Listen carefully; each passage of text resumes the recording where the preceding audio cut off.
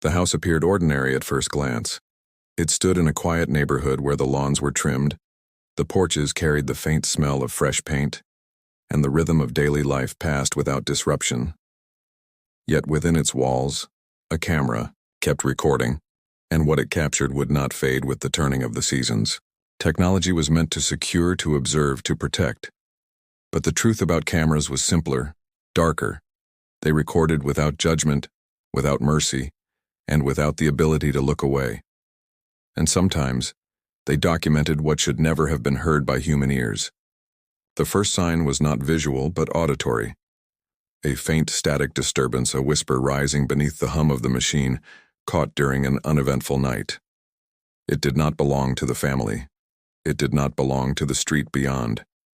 It carried no recognizable tone, no clear accent, and yet it possessed the weight of intention, as if it had waited patiently for years to speak. The voice did not ask questions. It did not introduce itself.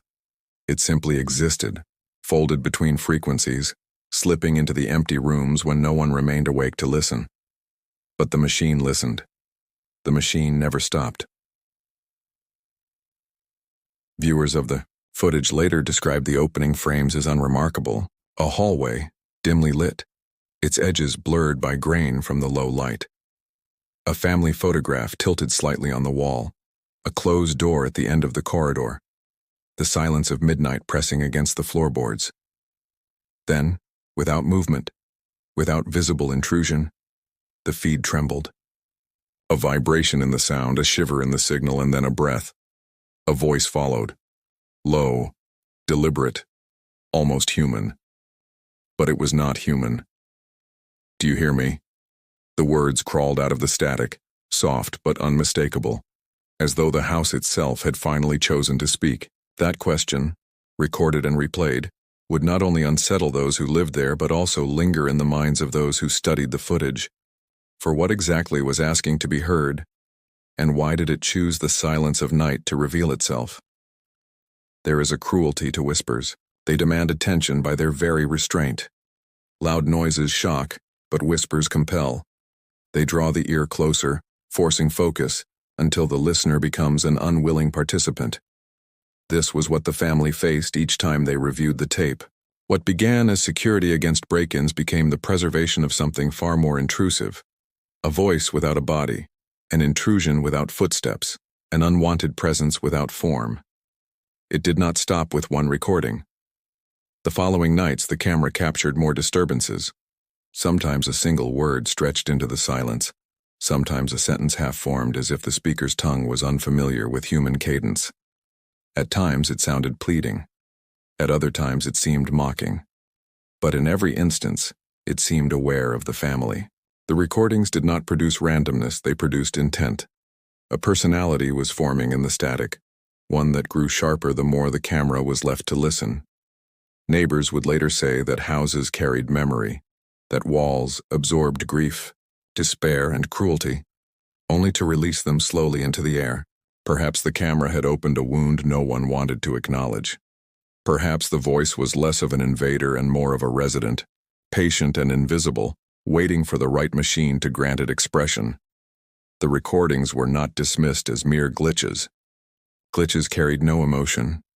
Glitches did not whisper the names of the children in the house when no one else was awake. Glitches did not pause, wait, and then repeat those names with a familiarity that felt older than the family itself. There was deliberation in every tone, a strange intimacy that technology alone could not explain. The footage raised a question few wanted to answer. When you install a camera in your home, who exactly is doing the watching? Is it only you, or does the act of observing open a door for something else to look back? And if that something speaks, do you acknowledge it or pretend you never heard? The voice did not want to be ignored. On one particularly long recording, the hallway remained empty for hours. Shadows shifted as the night deepened. At 3 a.m, the sound returned. It was clearer this time, closer, as though the speaker had leaned toward the microphone. The word it formed was not one of greeting or warning. It was a command. Stay. No one in the family heard it in the moment. They were asleep, unaware that something had spoken within the house while they rested. Only later, during routine review of the recordings, did they hear the word, and when they replayed it, they noticed something else. A faint exhale before the syllable. A pause after. A rhythm too deliberate for static. The family could not explain it to themselves. They tried. They wanted to believe it was interference from a passing vehicle or overlapping signals from a neighbor's device. But as the days passed, they began to notice details that made the explanations collapse. The whispers never occurred outside. They never occurred when someone was awake. They only came when the house was empty, when the halls were dark, when the silence felt deepest, and always they seemed to address the family directly. The cold open of this story is not one of shadows darting across walls or objects moving by themselves. It is one of sound, quiet, and merciless. Because sound, unlike vision, carries intimacy. A whisper against the ear is harder to ignore than a fleeting image in the corner of the eye. The camera had captured a whisper that did not belong, a whisper that wanted acknowledgement, a whisper that began with a question and ended with a command. Do you hear me? Stay. The security system purchased for safety had become a witness to something that safety could not provide. And as the voice persisted, one chilling truth remained. The cameras were not guarding the family from the outside world. They were documenting what already lived within. The house did not rise from the ground in isolation. Every wall, every corner, and every nail carried the weight of its history, and the neighborhood around it carried whispers of stories that few spoke out loud. On paper, it was an attractive residence, spacious, modern, situated in a community where families sought safety and routine. Parents walked their children to the school down the road, porches filled with the muted chatter of evening conversations, and the air smelled faintly of fresh-cut grass and gasoline from weekend lawnmowers. Yet beneath that suburban image was an unease no one could quite identify. Something about the property seemed heavier than the others, as though it did not belong entirely to the present. The family who moved in wanted peace. They came with the intent to build a stable life, to close themselves off from the noise of the world and to feel secure behind their walls. Their decision to install cameras was not unusual. It was the logical step in an age where safety was marketed as something that could be purchased in the form of small devices and red blinking lights. But the true reason, the one they admitted only to each other, was more personal. They had heard whispers from neighbors, quiet mentions of break-ins, sudden power outages, strange disturbances that had driven other families away from the street years before. None of it was confirmed. None of it appeared in records. But the unease hung there like fog. Cameras would not only deter intruders, they believed, but would give them proof of anything that threatened to disrupt their lives. The property itself had stood for decades. Before the polished paint and the trimmed hedges, it was nothing more than land that shifted ownership repeatedly. Families came, stayed for a short while, and left. There were no obvious signs of violence, no recorded tragedies, no burned-out foundations. But what unsettled the neighbors was the pattern. No family ever remained long enough to leave deep roots. The walls seemed unable to keep anyone for more than a few years. No one could explain why. The explanations always sounded rational: job transfers, financial struggles, health reasons. Yet every departure carried a tone of haste, a sense that leaving was urgent, necessary. By the time the current family arrived, the house had been renovated multiple times. New paint concealed older paint, fresh wiring cut into aging circuits, and new wood-covered beams that had stood longer than most of the community had lived there. But even renovations could not remove a memory. And in the quiet moments when the air settled heavy inside, it felt as if the layers of the house spoke through one another, a history pressing upward against the modern surface. They were aware of none of this at first. They saw only a place with potential, a chance to begin again. Friends congratulated them. Relatives called the house beautiful. They smiled, nodding, agreeing with the assessments. But even then, they noticed things they could not name. Doors that seemed heavier than expected. Rooms that felt colder than others. Corners where the light bulbs dimmed faster as though tired of illuminating what stood there. It was the cameras that gave them confidence. Once installed, the glowing indicators reassured them. Nothing could hide. Nothing could pass unnoticed. They believed in the idea of constant vigilance, the thought that if something happened, the record would exist, untouched by memory or misinterpretation. The system became their silent guard, watching every hallway, every doorway, every darkened room where shadows might gather. But the neighbors were less certain. They said little to the family, but their silence carried weight. When asked directly about the property, they shifted the conversation. When pressed, they dismissed the concerns with shallow explanations. Yet their eyes told another story. It was not the kind of avoidance born of politeness, but the kind born of fear, of experience that could not be spoken. At night, those same neighbors kept their blinds drawn tight, as if afraid to look toward the house at the end of the street. One elderly man, known for sitting on his porch long into the evening, once spoke when he thought no one else was listening. He muttered that the house had a way of keeping things. When asked what he meant, he shook his head, stood, and walked inside without another word. These fragments did not form a complete picture, but together they created a weight. The family might have ignored it, might have dismissed it as gossip or exaggeration if not for what followed. Because soon the very devices they trusted would show them what the walls of that house had always known. The story of this house was not built on violence visible to the eye. There were no stains on the floorboards, no broken glass left in forgotten corners. Its history was not marked by sudden flames or shouts carried into the night. It was quieter, slower, and heavier. It was the kind of history that lingered beneath the surface, leaking through in subtle ways, a pressure in the air, a heaviness in the chest, the feeling that eyes followed from corners where no one stood.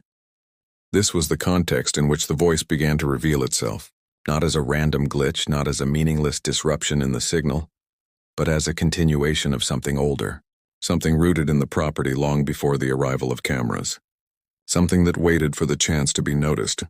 The family did not know the weight of what they had inherited. They did not understand that surveillance in this case was not simply observation. It was permission. By installing the cameras, they had given the house a mouth. And through that mouth the voice began to emerge. And so the question remained, was the voice truly new? Or had it been there all along, waiting patiently, whispering into silence until someone created the means for it to finally be heard? The first weeks inside the house were uneventful.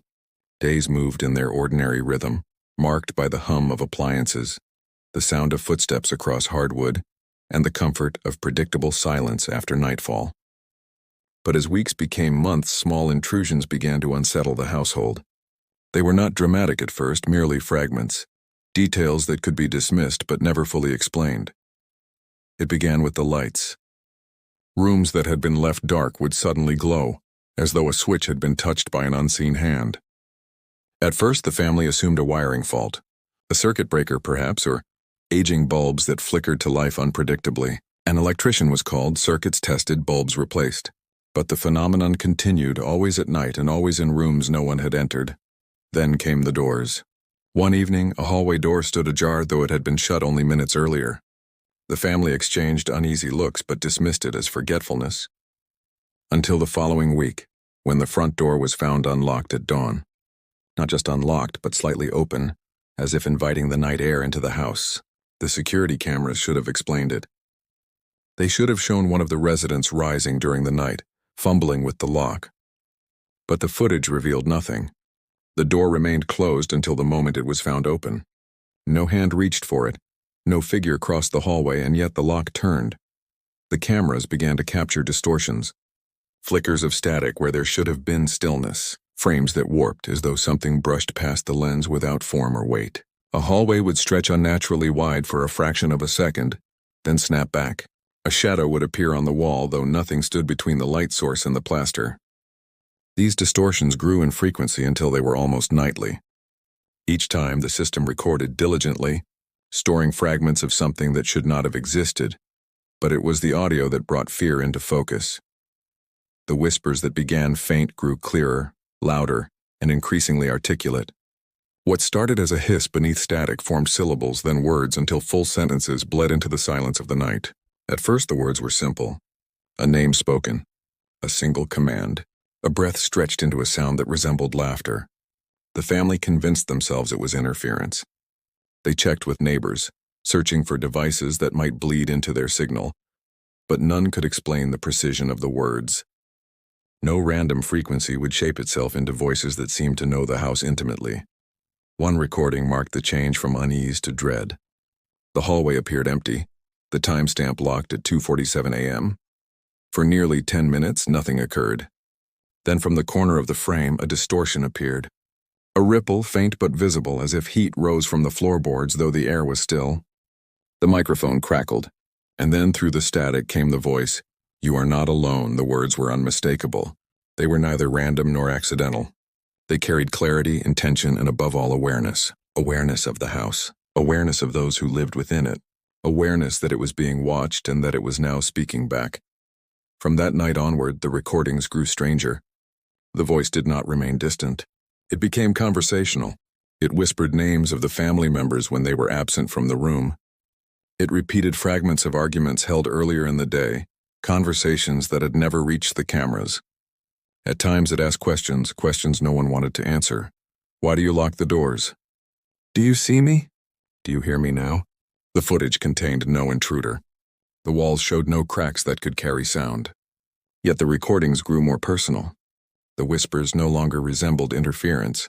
They resembled someone who knew them, someone who had lived in the house far longer than they had. What unsettled them most was the consistency. The voice never wavered, never lost its tone, never slipped into true randomness. It seemed to learn as though each night it gathered strength, shaping itself into something closer to human but never fully human. Always just slightly wrong. The family grew afraid of reviewing the footage. Each time they pressed play, the silence before the whisper felt like a waiting breath. They never knew when the voice would emerge or what it would say, but they knew it would return. The anticipation became worse than the sound itself. One night, while the parents reviewed a recent clip, they froze. The camera in the living room had recorded the faint outline of movement. It was not clear, not fully visible, but the distortion resembled a figure, a shape leaning against the edge of the frame, lingering just beyond recognition. The voice came again, closer this time, as though the figure bent toward the microphone. "I am here." The parents shut the laptop, refusing to replay it, but the sound echoed in their thoughts.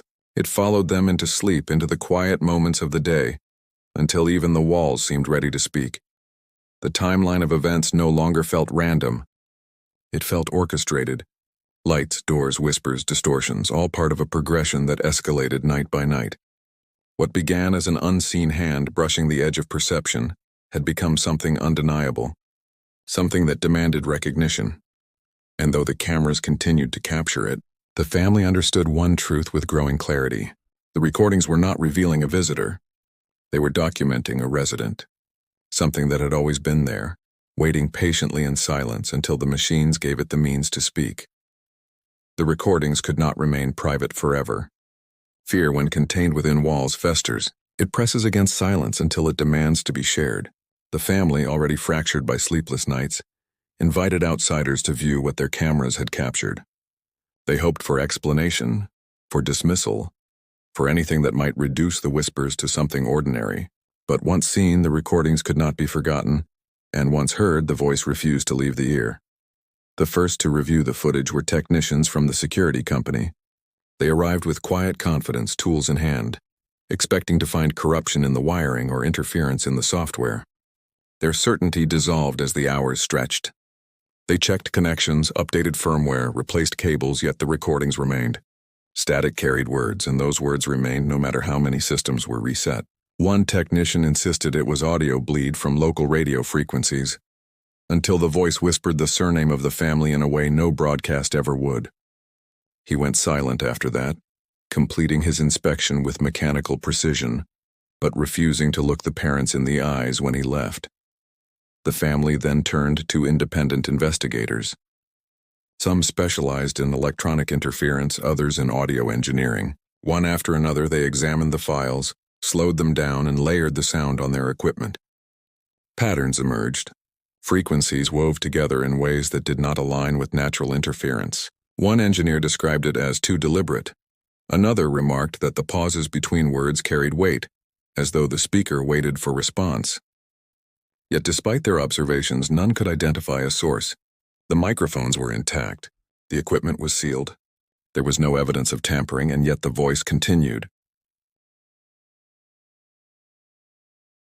Psychologists were consulted, urged to explain whether the recordings might be misinterpretations, tricks of suggestion. One specialist suggested auditory pareidolia, the brain's tendency to find patterns and voices in random sound. But this explanation faltered when the recordings were played in group settings. Different people, without context, reported hearing the same phrases. There was no disagreement about the words spoken. The syllables were not imagined. They were present. The tone was not subjective. It carried consistency across devices, and when the voice repeated specific details about the household, phrases only residents should know, the theory collapsed entirely. Conflicting interpretations deepened the unease. Some claimed the voice was a signal carried from underground wiring, a strange alignment of frequencies from power lines buried beneath the street. Others speculated that wireless devices in the area might overlap, producing strange audio bleed. But these explanations never addressed the precision of the language, nor the chilling accuracy with which the voice referred to personal matters. Science, in its attempt to reduce the impossible to the explainable, began to feel inadequate. The family sought validation elsewhere. They reached out to local historians, curious about whether the property had carried past associations. Records revealed little. The land had shifted ownership many times, yes, but no violence. No documented tragedies, no events that might explain the presence of a lingering voice. Yet one archivist mentioned something quietly, almost reluctantly. Long before the neighborhood was built, the area had been farmland dotted with small houses and storage barns. In one corner of the land, a foundation had been abandoned. No photographs remained, but the archivist hinted at stories of disappearances, field workers who entered the property and were never seen again. No evidence supported the claim. No files confirmed it, but the suggestion of silence layered itself over the family's fear, like another whisper in the static. Specialists in sound design attempted further analysis. They noted distortions in the recordings that did not follow the natural curve of human speech. The voice often carried tones beneath human hearing, vibrations that rattled through equipment even when muted. One analyst described it as two voices speaking in one body, layered frequencies interwoven in unnatural harmony. Others remarked that the voice often seemed to bend the silence around it, filling not only the microphone but the space beyond. The contradictions piled higher. Experts spoke with certainty, yet none reached the same conclusion. One said it was interference, another said it was evidence of subliminal suggestion, another refused to comment at all. And as theories clashed, the recordings continued. The voice did not falter, did not weaken, did not fade. It persisted nightly, shaping new sentences, forming new questions. It seemed almost amused by the attempts to define it. The family began to notice something more troubling. The voice grew stronger when the footage was replayed. Each time they reviewed it, the whispers seemed clearer, more insistent, as though the very act of listening fed the presence. Guests reported the same. At first, they heard faint distortions. Then, after multiple listens, the voice sharpened, settling into their ears with permanence. It was as if the voice desired attention and rewarded those who gave it by revealing itself more fully. Evidence was building, but none of it comforted. Reports were written, transcripts made, and yet the family remained alone with a presence that refused explanation. The recordings were undeniable, and still no theory sufficed. Every attempt to confine the voice to wires and frequencies only deepened the realization that it carried intent. Technology could capture it, but technology could not contain it. The investigation did not quiet the phenomenon. If anything, it seemed to encourage it. Each new recording carried sharper words, closer proximity, heavier presence. The voice adapted as though it had grown aware of being studied. What began with random words became deliberate statements, targeted directly at those who dared to analyze it. One recording chilled every listener who heard it. The camera captured a still hallway, its silence undisturbed. Then the static rose and the voice emerged, sharper than before, closer, resonant. "Stop looking." The words silenced the room. They were not a plea. They were a command, a rejection of scrutiny, as though the voice itself grew hostile to exposure. Those who heard it understood instinctively what it meant. The recordings were no longer evidence, they were warnings. And yet the family could not stop. Once the voice had been acknowledged, silence was impossible. The human mind can endure only so much before silence becomes unbearable. By the time weeks had passed, the family no longer lived inside a home. They lived inside a recording. Every corner, every hallway, every whisper of the floorboards carried the weight of being observed, not by the cameras they had installed, but by something older that now used the machines as its own. What began as curiosity had turned into dread, and dread settled into the rhythm of their daily lives until nothing felt untouched. The children were the first to show signs of collapse. They stopped sleeping in their own rooms, dragging blankets into the living room to huddle beneath the glow of a muted television. When asked why, their answers carried a uniformity that unsettled the parents. They said the rooms were not quiet, even when no recordings played. They said the whispers lingered, soft but persistent, like someone breathing into their ears. At first, the parents dismissed it as imagination, a byproduct of overhearing conversations about the footage. But one night, when the youngest child burst into tears and begged not to be left alone, the parents could no longer deny that something more than imagination was at work. The mother began to withdraw. Each time she replayed the recordings, the voice grew clearer, sharper, until she no longer needed the footage to hear it. She claimed she could sense its words while standing in the kitchen, while folding laundry, while staring through the glass of the living room window at nothing but the dark. She began to whisper back under her breath, not in defiance but in resignation, as if silence itself had become impossible. When her husband confronted her, asking what she was saying, she looked at him with eyes that carried exhaustion deeper than sleeplessness, and replied, "It already knows." The father tried to maintain control. He clung to the rituals of normalcy, locking the doors, checking the lights, reviewing the cameras as if discipline could anchor the family to reality. But control eroded quickly. Each night when the recordings revealed new whispers, his certainty weakened. One evening, after the voice repeated his full name with eerie precision, he smashed one of the cameras against the floor. For a brief moment, silence filled the house. But when the surviving cameras recorded the following night, the voice returned, more deliberate than ever. "I see you." The act of resistance had not silenced it. It had invited it. Neighbors began to notice the family's deterioration. The curtains remained drawn at all hours. Conversations in the driveway ceased. The children no longer played outside. What little interaction remained carried the edge of desperation. When one neighbor asked politely if everything was all right, the father stared without response, then retreated indoors without a word. The community began to distance itself. Soon, even invitations to gatherings stopped, as if everyone understood that the house was no longer part of the neighborhood, but something separate, something infected. Inside, paranoia spread. Each family member suspected the others of withholding information.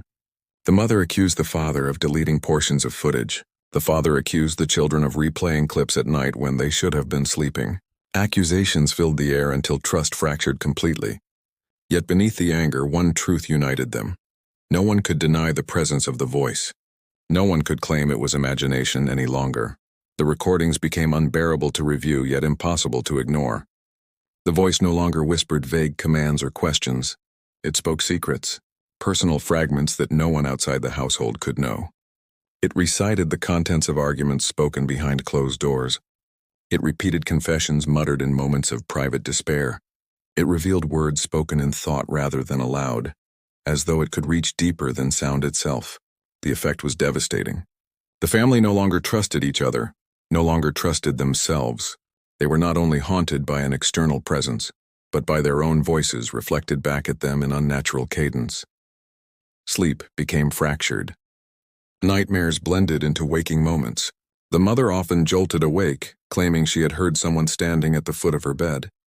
The father wandered the house at night with trembling hands, checking each door, each window, each lock, though he knew it was futile. The children huddled together, whispering prayers they barely remembered, asking for silence, asking for sleep, asking for the voice to stop. But the voice did not stop. The psychological toll reached beyond fear. It reshaped them. The mother began to lose time, hours passing without memory. She would emerge from rooms she had not intended to enter, staring at her hands as though they belonged to someone else. The father grew increasingly volatile, shouting at shadows, smashing objects that carried no guilt but bore the brunt of his frustration. The children withdrew further, silent and hollow-eyed, clinging to each other as the last thread of safety they could find. The voice adapted to their decline. It grew crueler. Where once it whispered names, now it spoke accusations. You will leave. You are weak. You cannot hide. It began to laugh, not with joy but with a sound closer to broken breathing, as though the act of mirth was foreign to it. The laughter seeped into their bones, lingering long after the recording stopped, echoing through memory like a disease that would not fade. By this stage, the house no longer belonged to them. It belonged to the voice. They had become tenants in their own home, shadows drifting through rooms where whispers dictated the rhythm of their existence. Each day they felt the walls tightening, the ceilings pressing lower, the silence waiting only to be broken again. The recordings did not need to continue for them to know the truth. The voice was no longer inside the devices. It was inside the house itself, inside them. And so the psychological impact was not only fear, it was erosion. Erosion of trust, of memory, of sanity. Erosion of the fragile line that separates what is real from what is whispered. Erosion of the belief that silence means safety. Because in that house, silence was never empty. It was always listening. The recordings eventually escaped the confines of the house. Whether by accident or intention, fragments of audio circulated beyond the family, carried on copied drives, passed into the hands of those who claimed they could interpret what science had overlooked. Once outside, the voice became a subject not of private torment but of public scrutiny. And yet the more eyes and ears turned toward it, the more elusive it became. Every explanation deepened the unease rather than dissolving it.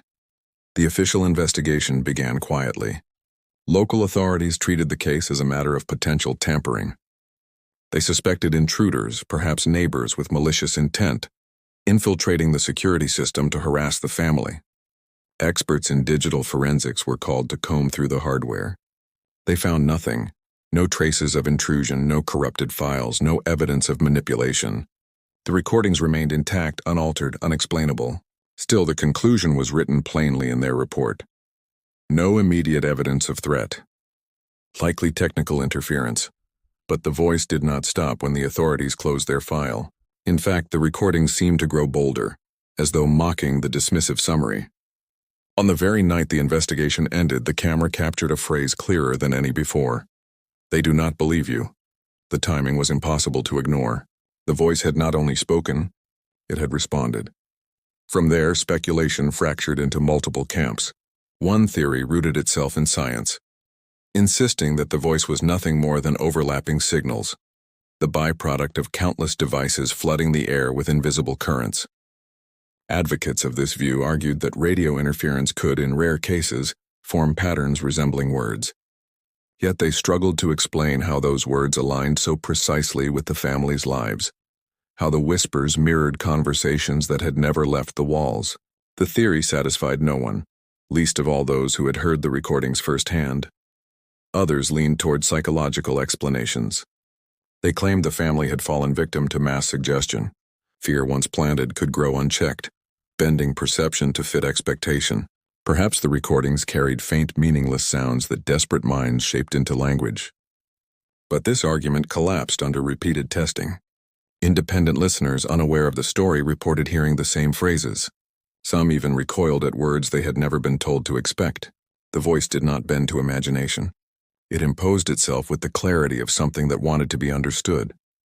Then came the darker theories, whispered in forums, traded in late-night conversations, carried by those who believed that technology did not merely observe reality, but sometimes revealed layers hidden beneath it.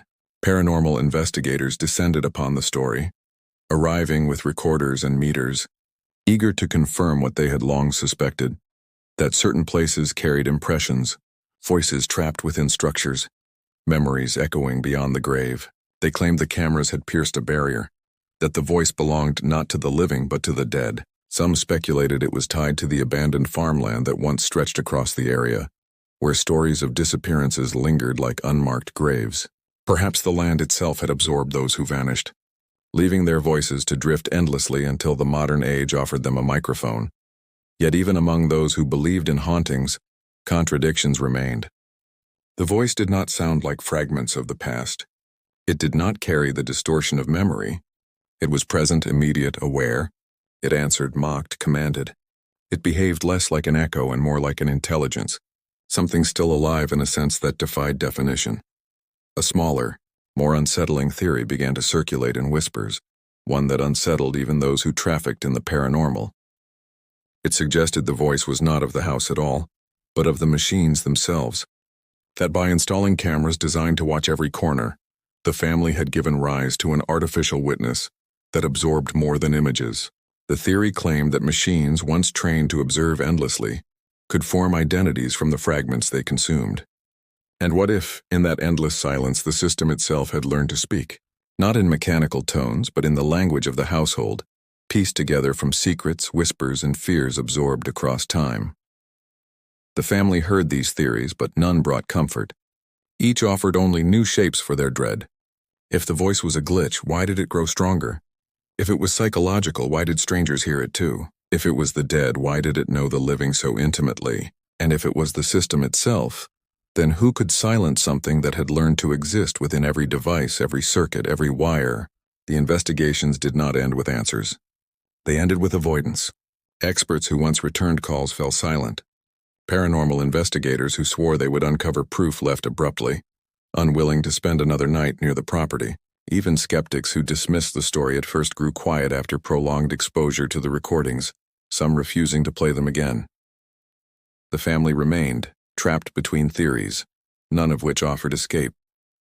They had become case studies, examples whispered about in classrooms, in conferences, and forums, yet never resolved. Their home was no longer simply a place of residence. It was a question with no answer, a wound no one could close. And still the recordings continued. Each theory rose and fell, each explanation weakened, but the voice did not waver. It spoke regardless of belief. It persisted regardless of dismissal. It remained, waiting, listening, speaking. By the time the investigation slowed, the family understood what outsiders could not, that theories were meaningless. The voice required neither faith nor skepticism. It required only acknowledgement. And in that acknowledgement, every theory dissolved into the same hollow truth, that they were not alone, that silence no longer belonged to them, and that whatever spoke would not stop simply because no one could explain it. The story never concluded with resolution. The family did not discover a hidden wire in the walls. No confession came from a neighbor. No sudden accident explained the whispers. The cameras remained, the recordings persisted, and the voice continued long after theories had fallen silent. What remains is not an answer, but an echo, a reminder that some truths refuse to be confined to explanation. When the family finally abandoned the house, they left quietly, under cover of night. Neighbors awoke to find the driveway empty, curtains drawn and silence pressing heavily against the walls. No for sale sign appeared. No moving trucks arrived. The family had simply disappeared into absence, leaving behind only a home that now stood as a husk. Some say they fled to escape the voice. Others claim they carried it with them, that the whisper followed into new walls, new rooms, new nights. The truth is unknown, but the property remains. It waits. The house today is dark. Its windows reflect nothing but the empty street, its walls peeling under seasons of neglect. Children pass quickly when walking home from school, lowering their eyes as if acknowledgement might invite attention. At night, those who live nearby speak of faint sounds carried on the wind, static, low murmurs, fragments of words half-formed. No one enters willingly. Those who have dared to step inside swear that silence does not exist within. Even without power, without cameras, without any machine to capture sound, they claim the voice still speaks. And so the reflection is simple but heavy. Cameras are tools designed to protect, to record, to preserve reality exactly as it unfolds. But what happens when reality itself is not silent? What happens when the act of observation becomes invitation? The family wanted safety. They wanted evidence that their lives remained untouched. Instead, they discovered a truth far more unsettling, that some presences wait only for acknowledgement to exist. The story continues to haunt because it cannot be contained. Those who reviewed the footage carry it still, their memory unable to release the weight of the voice. Some refuse to speak of it. Others describe dreams where the static rises in their ears, followed by the same question that began it all. Do you hear me? That question does not fade. It lingers. It repeats. And with each repetition, it becomes harder to dismiss. There are theories that attempt to offer closure. Some insist the voice was a trick of technology, a perfect storm of interference and paranoia. Others claim it was proof of the dead speaking, voices imprinted into the walls of places that remember too much. A few whisper the darker possibility that once you invite surveillance into your life, you invite something else to watch with you, something that does not come from outside but from within the silence itself. But all of these are only theories. What remains undeniable is the effect. The family was undone, their trust broken, their safety stripped, their home turned into a mouth that would not stop speaking. And perhaps that is why the story endures, not because of proof, but because of what it suggests about silence, about technology, about the things we cannot explain. The most unsettling truth of all may be this: once a voice has been heard, it cannot be unheard. Once it has spoken, silence no longer belongs to you. The house still stands. The footage still circulates. And the question remains unanswered. If a voice speaks when no one is there to hear it, who exactly is it speaking for? Perhaps for you. Perhaps for anyone who dares to listen. The story does not end because it has no ending. It persists in fragments, in whispers, in questions left unanswered. The voice does not need to prove itself. It only needs to be remembered. And as long as the recordings exist, as long as the memory of them circulates, the voice will remain. Waiting, listening, whispering. Do you hear it now?